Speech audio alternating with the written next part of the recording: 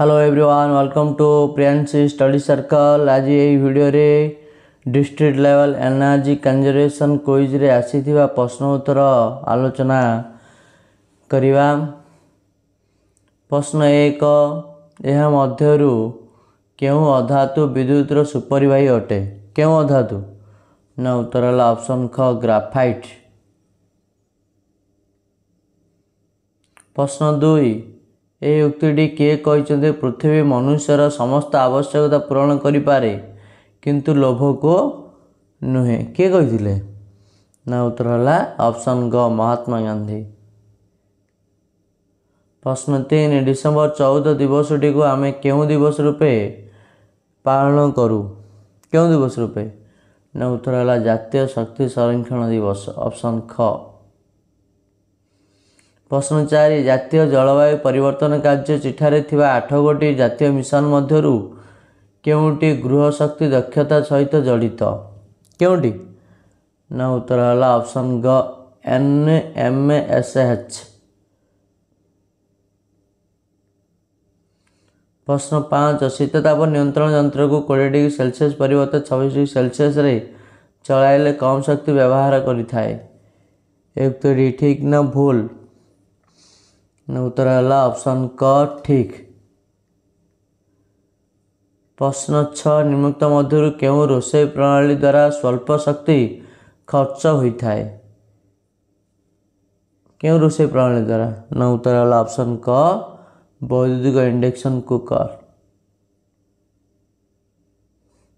प्रश्न 7, केउ अधिनियम शक्ति एवं यार संरक्षण संबंधी विषय रे प्रचलित?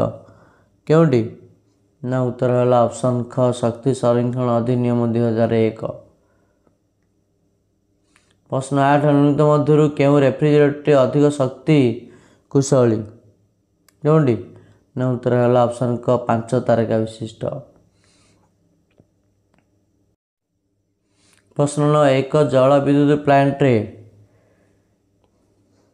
ना उत्तर है ऑप्शन क प्रारंभिक स्तर रे अधिक खर्च और संचालन स्तर रे खर्च कम हो जाए। प्रश्न 10, छात्र उद्यान प्राथमिक काम कौन? ऑप्शन उत्तर है गरम दीपर प्रभाव को कम करिबा पाई। प्रश्न 11, निम्नलिखित मध्यरु भारत सरकार केउ अनुष्ठानटी आम देश रे एकांत भाव रे सौर शक्तिर विकास पई कार्य करुछि? केउ अनुष्ठानटी? उत्तर है ऑप्शन ख SECI। प्रश्न 12, शीतताप नियंत्रण यंत्र क्षमता सठिक जानिबा निमंते निम्नलिखित केउ दिग प्रति ध्यान देवा आवश्यक? केउटी प्रति ना उत्तर है ऑप्शन ख उभय क और ग।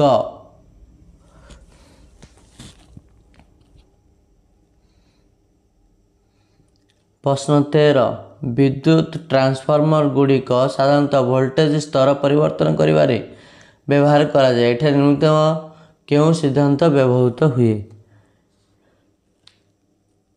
उत्तर है ऑप्शन क इलेक्ट्रोमैग्नेटिक इंडक्शन। प्रश्न 14, जल विद्युत केंद्र रे एक नाली माध्यम रे इनटेक हुई टर्बाइन को जल पठा जाता है, यही नाली को कौन कहुछि? ना उत्तर है ऑप्शन ग पेनस्टॉक।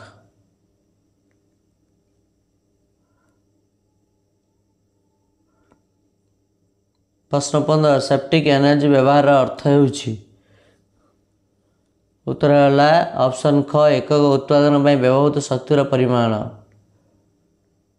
प्रश्न 16, एक रेफ्रिजरेटर केउ अंचल सर्वाधिक शक्ति व्यवहार करिथाए? केउ अंचल ना उत्तर है ऑप्शन ख कंप्रेसर। प्रश्न 17, पानी गरम पाई सोलार पैनल सौर शक्ति को प्रत्यक्ष भाव में डैश रे परिवर्तन करे? ना उत्तर है ऑप्शन ख उताप शक्ति। प्रश्न 18, निम्नलिखित यौगिक मध्यरु केउटी कला सोना नाम रे परिचित? केउटी ना उत्तर है ऑप्शन क कोयला। प्रश्न 19, କ୍ୟାଲୋରିଫିକ୍ ମୂଲ୍ୟ ଅନୁଯାୟୀ ନିମ୍ନୋକ୍ତ ମଧ୍ୟରୁ କେଉଁ ଉକ୍ତିଟି ସଠିକ୍? କେଉଁ ଉକ୍ତିଟି? ଉତ୍ତର ହେଲା ଅପସନ୍ କ ପେଟ୍ରୋଲ ଗ୍ରେଟର ଦେନ୍ ସିଏନ୍ଜି ଗ୍ରେଟର ଦେନ୍ ଏଲ୍ପିଜି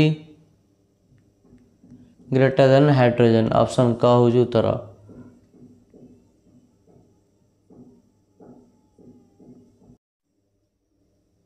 ପ୍ରଶ୍ନ 20 ଇଲେକ୍ଟ୍ରିକ୍ କାର୍ର ସମସ୍ୟା ହେଉଛି କେଉଁଠି?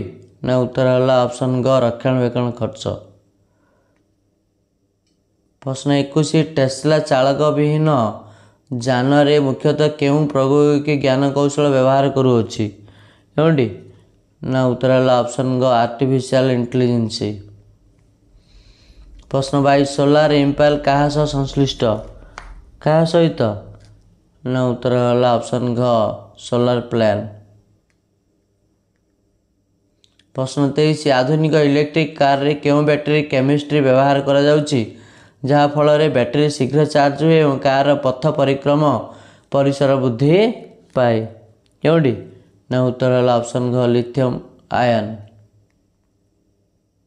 ପ୍ରଶ୍ନ 24 ସାଧାରଣତଃ ଘରେ ବିଦ୍ୟୁତ୍ କାଟ ସମୟରେ ବ୍ୟାଟେରୀ ଇନଭର୍ଟର ଦ୍ୱାରା ତୁମେ ବିଦ୍ୟୁତ୍ ଶକ୍ତି ପାଇଥାଅ। ଯଦି ତୁମେ ସେହି ବ୍ୟାଟେରୀକୁ ଚାର୍ଜ କରିବା ପାଇଁ ଏକ ସୋଲାର ପ୍ୟାନେଲ ଲଗାଉଛ କେଉଁ ଉପକରଣ ବ୍ୟବହାର କରି ମିତବ୍ୟୟିତା ରକ୍ଷା କରିପାରିବା? କେଉଁଠି? ଉତ୍ତର ହେଲା ଅପସନ୍ କ ସୋଲାର ଚାର୍ଜ କଣ୍ଟ୍ରୋଲର। ପ୍ରଶ୍ନ 25 କେଉଁ ଯାନ୍ତ୍ରିକ ଉପକରଣ ଘର୍ଷଣ ଶକ୍ତିରୁ ସଙ୍ଗେ ସଙ୍ଗେ ବିଦ୍ୟୁତ୍ ଶକ୍ତି ଦେଇଥାଏ? କେଉଁଠି? ନା ଉତ୍ତର ହେଲା ଅପସନ୍ କ ଫ୍ଲାଏ ହୁଇଲ୍। ପ୍ରଶ୍ନ 26 କେଉଁ ପାୱାର ଷ୍ଟେସନ ଜଳାଶୟର ଜଳ ଉତ୍ତୋଳନ କରାଏ ଯେଉଁ ସମୟରେ ଅଳ୍ପ ବିଦ୍ୟୁତ୍ ଚାହିଦା ଥାଏ ଏବଂ ଅତ୍ୟଧିକ ଚାହିଦା ଥିବା ସମୟରେ କେବଳ ବିଦ୍ୟୁତ୍ ଶକ୍ତି ଉତ୍ପାଦନ କରେ? କେଉଁଠି? ନା ଉତ୍ତର ହେଲା ଅପସନ୍ ଖ ପମ୍ପ ଷ୍ଟୋରେଜ ଜଳ ବିଦ୍ୟୁତ୍ ଷ୍ଟେସନ। ପ୍ରଶ୍ନ 27 ନିମ୍ନୋକ୍ତ ମଧ୍ୟରୁ କେଉଁଟି ସ୍ମାର୍ଟ ସିଟି ଯୋଜନା ଅନ୍ତର୍ଭୁକ୍ତ ନୁହେଁ? ଉତ୍ତର ହେଲା ନିଜସ୍ୱ ଯାନବାହନ ବ୍ୟବହାର ପାଇଁ ଉତ୍ସାହିତ କରିବା। ପ୍ରଶ୍ନ 28 ବର୍ତ୍ତମାନ ସମୟରେ ସୋଲାର ଫୋଟୋ ଭୋଲ୍ଟାଇକ୍ ବ୍ୟବହାର କରି 1 ମେଗାୱାଟ ବିଦ୍ୟୁତ୍ ଶକ୍ତି ଉତ୍ପାଦନ ପାଇଁ କେତେ ଜମି ଆବଶ୍ୟକ ହୋଇଥାଏ? କେତେ? ନା ଉତ୍ତର ହେଲା ଅପସନ୍ ଖ 4 ରୁ 5 ଏକର। ପ୍ରଶ୍ନ 29 ନିମ୍ନୋକ୍ତ ମଧ୍ୟରୁ କେଉଁଟି ଅଧିକ ଶକ୍ତି ଦକ୍ଷ? କେଉଁଟି? ନା ଉତ୍ତର ହେଲା ଅପସନ୍ କ ସୌର ରୋଷେଇ। ପ୍ରଶ୍ନ 30 ପବନର ବେଗ ମାପିବା ପାଇଁ କେଉଁ ଯନ୍ତ୍ର ବ୍ୟବହାର କରାଯାଇଥାଏ? କେଉଁ ଯନ୍ତ୍ର? ନା ଉତ୍ତର ହେଲା ଅପସନ୍ କ ଆନିମୋମିଟର। ପ୍ରଶ୍ନ 31 ଭାରତରେ ବିଜୁଳି ଶକ୍ତି ଉତ୍ପାଦନ ପାଇଁ ପ୍ରଥମ ପରମାଣୁ ଶକ୍ତି କେନ୍ଦ୍ର କେଉଁଠାରେ ସ୍ଥାପିତ ହୋଇଥିଲା? କେଉଁଠାରେ? ନା ଉତ୍ତର ହେଲା ଅପସନ୍ ଖ ତାରାପୁର। ପ୍ରଶ୍ନ 32 ଏକ ହାଇବ୍ରିଡ୍ ଗାଡ଼ି ବିଦ୍ୟୁତ୍ ସହିତ ପେଟ୍ରୋଲ କିମ୍ବା ଡିଜେଲ ବ୍ୟବହାର କରି ଅଧିକ ମାଇଲେଜ ଦେଇଥାଏ। ବିଜୁଳି ଶକ୍ତି battery regenerative braking solar fuel cell ଦ୍ୱାରା ଉତ୍ପାଦନ କରାଯାଇଥାଏ। ନିମ୍ନୋକ୍ତ ବିକଳ୍ପ ମଧ୍ୟରୁ କେଉଁଟି ଠିକ୍? କେଉଁଟି? ନା ଉତ୍ତର ହେଲା ଅପସନ୍ ଖ କେବଳ ଅପସନ୍ 1 ଓ 2।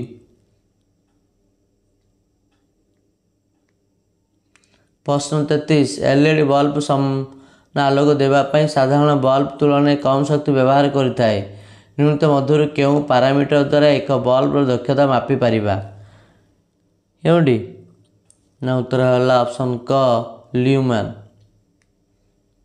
ପ୍ରଶ୍ନ 34 ଏକ ବ୍ୟାଟେରୀକୁ ସୋଲାର ଫୋଟୋ ଭୋଲ୍ଟାଇକ୍ ଦ୍ୱାରା ତରଙ୍ଗାରୁ ଅଧିକ ଚାର୍ଜ ଦ୍ୱାରା ନଷ୍ଟ ନ ହେବା ପାଇଁ କେଉଁ ଯନ୍ତ୍ର ବ୍ୟବହାର କରାଯାଏ? କେଉଁ ଯନ୍ତ୍ର? ନା ଉତ୍ତର ହେଲା ଅପସନ୍ ଖ ଚାର୍ଜ କଣ୍ଟ୍ରୋଲର। ପ୍ରଶ୍ନ 35 ବ୍ୟୁରୋ ଅଫ୍ ଏନର୍ଜି ଏଫିସିଏନ୍ସି ଦ୍ୱାରା ପ୍ରଦତ୍ତ କେଉଁ ଚିହ୍ନ ବା ସଂକେତ ଘରୋଇ ଉପକରଣ ଯଥା ରେଫ୍ରିଜରେଟର ଟିଭି ଶୀତତାପ ନିୟନ୍ତ୍ରକ ଯନ୍ତ୍ରରେ ଶକ୍ତି ଦକ୍ଷତା ଦର୍ଶାଇବା ପାଇଁ ବ୍ୟବହାର କରାଯାଇଥାଏ? କେଉଁଠି? ନା ଉତ୍ତର ହେଲା ଅପସନ୍ ଘ ତାରକା ଚିହ୍ନ। ପ୍ରଶ୍ନ 36 ପାରଦ ବାଷ୍ପବତୀର ଆଲୋକର ରଙ୍ଗ କେଉଁଠି? ନା ଉତ୍ତର ହେଲା ଅପସନ୍ ଖ ଧଳା। ପ୍ରଶ୍ନ 37 ଫ୍ରିଜ୍ ଭିତରେ ଗରମ ଖାଦ୍ୟ ପଦାର୍ଥ ରଖାଯାଏ ନାହିଁ କାରଣ? ନା ଉତ୍ତର ହେଲା ଅପସନ୍ ଖ ଗରମ ଖାଦ୍ୟ ଥଣ୍ଡା ହେବା ପାଇଁ ବେଶୀ ଶକ୍ତି ଆବଶ୍ୟକ ହୋଇଥାଏ ବା ଦରକାର କରିଥାଏ। ଅପସନ୍ ଖ। ପ୍ରଶ୍ନ 38 କେଉଁ ଯନ୍ତ୍ର ବ୍ୟବହାର କରି ପରିବେଶ ଆଲୋକ ଅନୁଯାୟୀ ବିଭିନ୍ନ ବିଦ୍ୟୁତ୍ ବତୀମାନଙ୍କୁ ନିୟନ୍ତ୍ରଣ କରାଯାଇପାରେ? ଉତ୍ତର ହେଲା ଅପସନ୍ ଘ ଫୋଟୋ ସେନ୍ସର। 39 ନିମ୍ନଲିଖିତ ମଧ୍ୟରୁ କେଉଁଟି ସମାନ କ୍ଷମତାରେ ଅଧିକା ଆଲୋକ ଦେଇପାରିବ ଏବଂ ଅଧିକ ସମୟ ଚାଲିପାରିବ? କେଉଁଟି?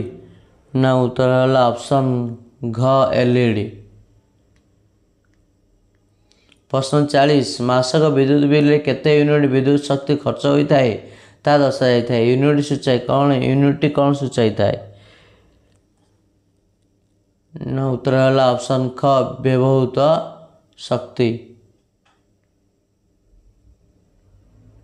ପ୍ରଶ୍ନ 41 ଶୀତତାପ ନିୟନ୍ତ୍ରକ ଯନ୍ତ୍ରର କ୍ଷମତା ଟନ୍ରେ ଦର୍ଶାଯାଇଥାଏ।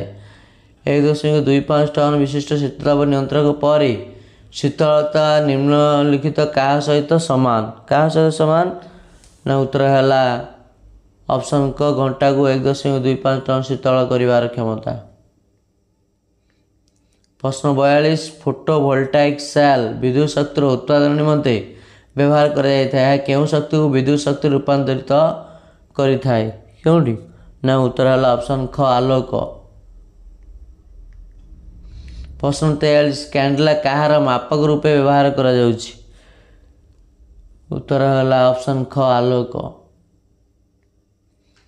ପ୍ରଶ୍ନ 44 କୋଇଲା ତରଳୀକରଣରେ ଉତ୍ତର ହେଲା ଅପସନ୍ ଖ କୋଇଲାରୁ କୃତ୍ରିମ ତରଳ ଇନ୍ଧନ ପ୍ରସ୍ତୁତ କରାଯାଉଛି। ପ୍ରଶ୍ନ 45 ମୋଟର ପମ୍ପ ଏବଂ ଅନ୍ୟାନ୍ୟ ଇଞ୍ଜିନର କ୍ଷମତା ଅଶ୍ବ ଶକ୍ତିରେ ପ୍ରକାଶ କରାଯାଇଥାଏ। ଏକ ଅଶ୍ବ ଶକ୍ତି କାହା ସହିତ ସମାନ? ଉତ୍ତର ହେଲା ଅପସନ୍ ଖ 746 ୱାଟ୍। ପ୍ରଶ୍ନ 46 କାଠ ଜାଳିବା ଦ୍ୱାରା ବହୁ ପ୍ରଦୂଷକ ନିର୍ଗତ ହୋଇଥାଏ। ଏହାଦ୍ୱାରା ଯେଉଁ ଧୂଆଁ ଦେଖାଯାଇଥାଏ ତାହା ଡ୍ୟାସ୍। ଉତ୍ତର ହେଲା ଅପସନ୍ ଘ ବସ୍ତୁ କଣିକା। ପ୍ରଶ୍ନ 47 ଏହି ବାୟୁମଣ୍ଡଳୀୟ ସ୍ତର ପୃଥିବୀର ସମୂହ ବାୟୁମଣ୍ଡଳ ବସ୍ତୁତ୍ୱର 75 ଭାଗ ଏବଂ ଏହାର ବିଶିଷ୍ଟ ପ୍ରାଧାନ୍ୟତା ରହିଛି। ପୃଥିବୀର ସମସ୍ତ ଜଳବାୟୁ ଏହା ମଧ୍ୟରେ ଘଟିଥାଏ। ଏହା କେଉଁ ସ୍ତର ଅଟେ? କେଉଁ ସ୍ତର? ଉତ୍ତର ହେଲା ଅପସନ୍ କ ଟ୍ରପୋସ୍ଫିୟର। ପ୍ରଶ୍ନ 48 ରେଙ୍ଗାଲି ଜଳବିଦ୍ୟୁତ୍ ପ୍ରକଳ୍ପ କେଉଁ ନଦୀରେ ନିର୍ମାଣ କରାଯାଇଛି? କେଉଁ ନଦୀରେ? ନା ଉତ୍ତର ହେଲା ଅପସନ୍ କ ବ୍ରାହ୍ମଣୀ। ପ୍ରଶ୍ନ 49 ବିଭିନ୍ନ ବୈଦ୍ୟୁତିକ ଉପକରଣକୁ ଆର୍ଥିଂ ତାର ଦ୍ୱାରା ପୃଥିବୀ ସହିତ ସଂଯୋଗ କରାଯାଏ। ଏହି ଆର୍ଥିଂ ପ୍ରକ୍ରିୟା ସହାୟକ ହୋଇଥାଏ। କେଉଁଠି? ନା ଉତ୍ତର ହେଲା 49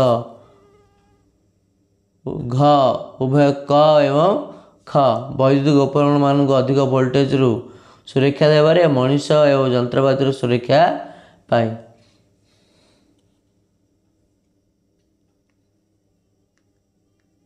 ପ୍ରଶ୍ନ 50 ଜୁନ୍ 2012ରେ ରିଓ ଡି ଜେନେରୋ ଠାରେ ଯେଉଁ ଆର୍ଥ ସମିଟ୍ ହୋଇଥିଲା ତାକୁ କେଉଁ ନାମରେ ଜଣାଯାଉଛି? କେଉଁ ନାମରେ? ନା ଉତ୍ତର ହେଲା ଅପସନ୍ ଗ ରିଓ+20।